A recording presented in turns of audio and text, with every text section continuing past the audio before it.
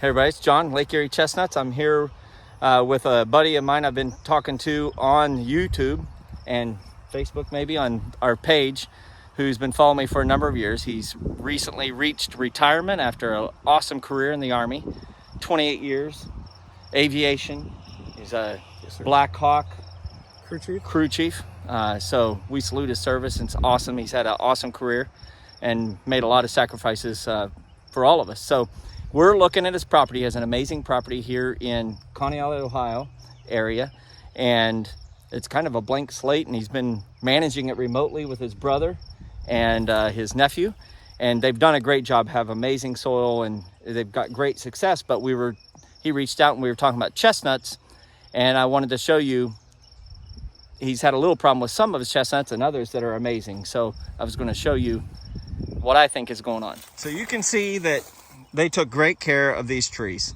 They put 2 T-posts, they had tree tubes, they put mulch, they had a landscape fabric below it to keep them the right moisture, weed protection. But when we took the tubes off today, which is one of the reasons why he called me over, the chestnut is, as you can see, is sad. It's dead.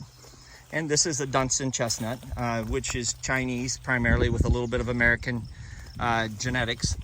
This tree I've decided is dead because of where it was planted. I talk all the time about wet roots, and chestnuts do not like wet feet.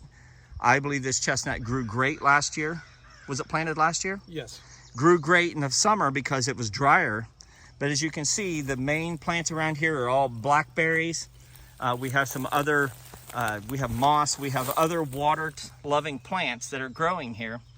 And this tree, I believe, had wet feet in the winter, and then it had a late freeze, and I think it toasted it, because there's no sign of blight on this tree. We've already cut it off at the base.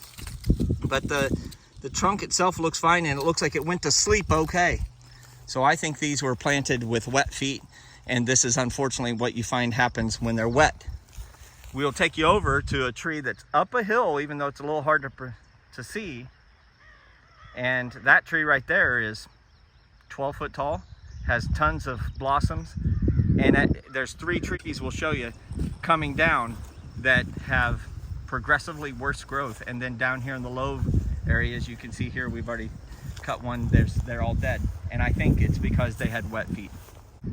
So, because Brendan wants big deer to come to the front, we're gonna plant oaks. English white oaks don't mind a little bit of wet feet. So that's the plan. We're gonna plant a few of those. So thanks to Brendan for inviting me over to look at his awesome property, and I get to get my hands dirty a little bit, so I appreciate it. Yes, sir. Thanks. Welcome.